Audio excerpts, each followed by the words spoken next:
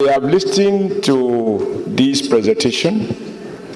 I do understand the noble intention of the proposed bill, but like I did say on a previous occasion, I think that we have to be careful not to create more and more institutions.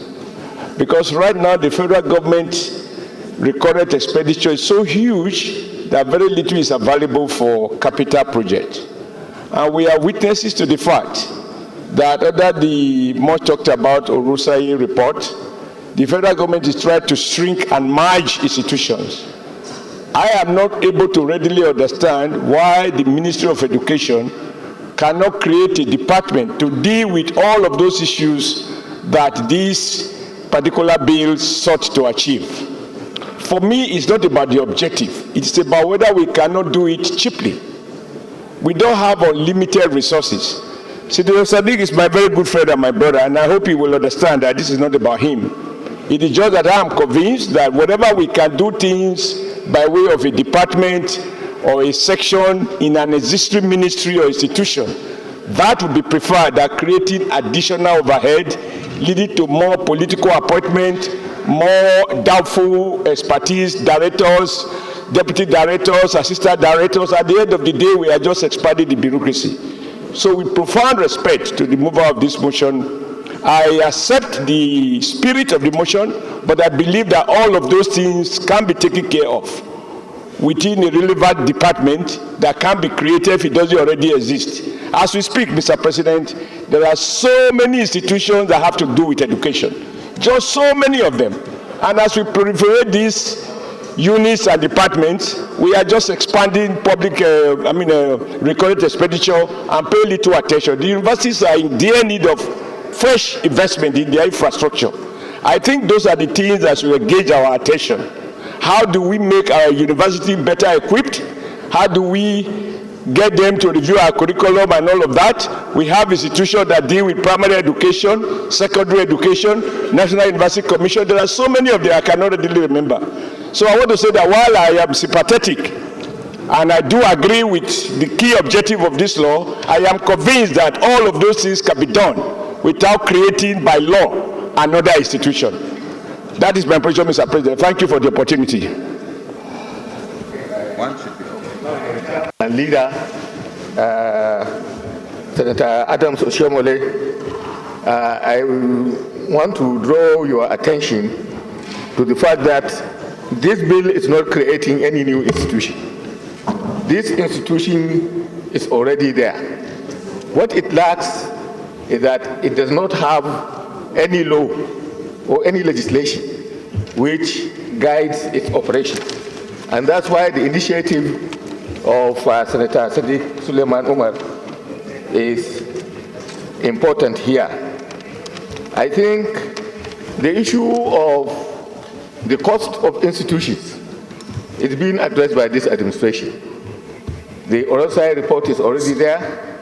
So if the administration wants to merge this institution with another, it is free to do so and free to bring some legislation to this chamber and the House, for implementation. The major issue here is that this bill was passed in the 9th Senate and was passed also in the House of Representatives. Unfortunately, it was not signed into law by the former administration. Now, what the Senate needs to do, Mr. President, here is to work in the context of Rule 80. And with your permission, Mr. President, I'll read that rule so that we are properly guided, because it has gone through all the legislative processes. It has been concluded. There is no need to take it back to the committee again. So when you read, with your permission, sir, I read Rule 80. It says that when a bill has been read the second time, it shall stand committed to a standing committee unless the Senate on motion made commits it to the committee of the whole. Such a motion shall not require notice but shall be made immediately after the bill is read the second time and must be proposed by the leader of the Senate. Bills committed to standing committee, this is the order. So the issue here is that the presenter of the motion has to go through to the leader of the Senate, who will now commit this particular bill so that we can see the amendment there to the committee of the whole, and we pass it without having to go through the normal processes, because all the processes have been concluded. So, Mr. President, this is just for us to be guided so that we don't spend unnecessary extra time, going about. This thing has been concluded. It's just that it needs to be taken care of, by way of submitting it before the committee of the whole, and we just deal with it. But the other issues that have been raised by Comrade Senator Oshiomhole are well guided, and I think going forward, the government should take this into account, when proposing to create any new institution. Thank you, Mr. President. Mr. President, my distinguished colleagues, I am Sadiq Sulaiman Umar.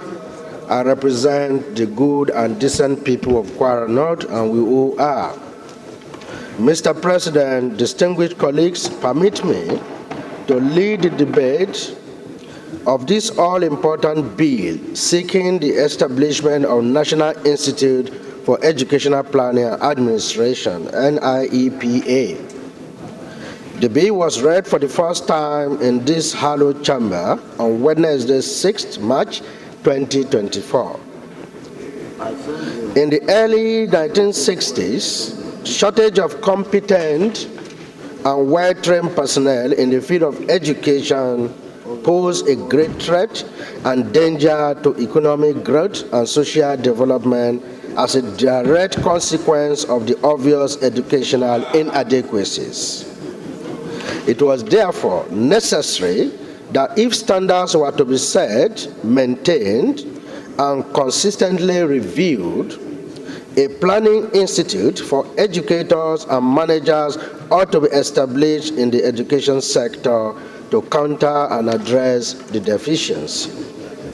Thus, in 1963, UNESCO established the International Institute for Educational Planning, IEP Paris, as an international research and training institute for educational planning and administration. Nevertheless, the wide gap in currency and needs of education sector, coupled with poor access to up-to-date techniques and research into variables in local content and approaches to capacity building and transfer of knowledge in developing countries, apart from the huge cost expended on sponsoring educators. It was necessary for UNESCO to address the peculiarities and challenges of developing countries in the areas of educational planning and administration. This was the basis for establishing similar institutes, albeit at regional levels, thus giving birth to the National Institute for Educational Planning and Administration, NIPA, in Nigeria. The institute is a designated research institute under the Federal Ministry of Education, Abuja.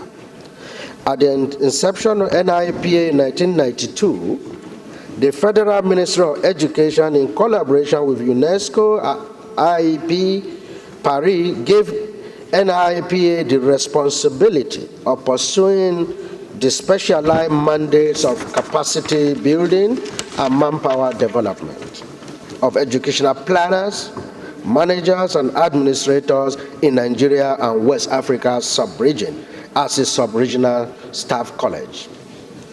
The objectives of the Institute is to promote the study, the practice of educational planning and administration in Nigeria, and explore all relevant and available avenues, potentials, and resources to make the Institute an active learning center in skills acquisition and educational planning and administration, a national center of excellence for capacity building in education sector, develop a critical mass of education sector planners and managers for the effective and efficient planning and management of the education system through 1, capacity building, continuous training, research and information dissemination, development and implementation of programs for in-service training, retraining, and orientation of workers of the education sector at all levels of educational sector in Nigeria,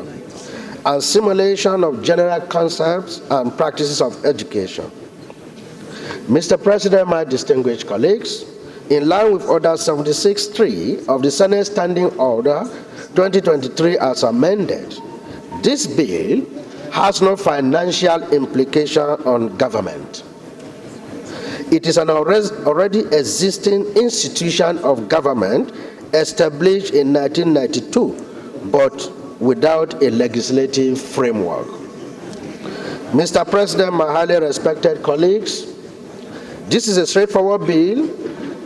Our Chairman Rules and Business in the Ninth and Senate, a member of the Committee on Secondary and Basic Education, we worked elaborately on this bill and was passed by both chambers of the National Assembly. I would therefore move that this bill, pursuant to Rule 80 of our Standing Order, to be referred to the Committee of the Whole for further legislative action. Finally, I urge you to give this bill the desired support and approval it deserves in view of its peculiar nature and importance to the growth and development of our educational sector. Thank you, my distinguished colleagues. Distinguished Senator, to allay the fear of Senator Comrade Oshiomhole, because in the bill, as rightly pointed out, there is no additional financial implication on the government on this bill, because the institution NEPA is already existing and it has a very functioning and functional office in Ondo State where they are doing a good job. But there is no legal framework, and that is what this bill intends to achieve. So there is no additional financial implication on the part of the government on this particular institution. It's just to give it a legal backing. That is what I want to point out, sir. Thank you, Mr. President. Yes, it's important because we are testing the microphones. This is our second day after the renovation of the chambers. So whatever we find wrong will be corrected in the next sitting. So if you are following, then that's good. Otherwise, we'll find a way to fix something there to enable you hear what we are discussing. So if there is nobody opposed to the bill, I think we should go straight into the prayer. Is there anybody opposed to the bill? No. Clerk. The motion for the bill to be read a second time. Those in support of the motion that this bill be now read a second time, say aye. Those against say nay. The ayes have it. Clerk of the Senate. Institute for Educational Planning and Administration, NEPA, and other matters related therewith, 2024, SB 267, second reading taken.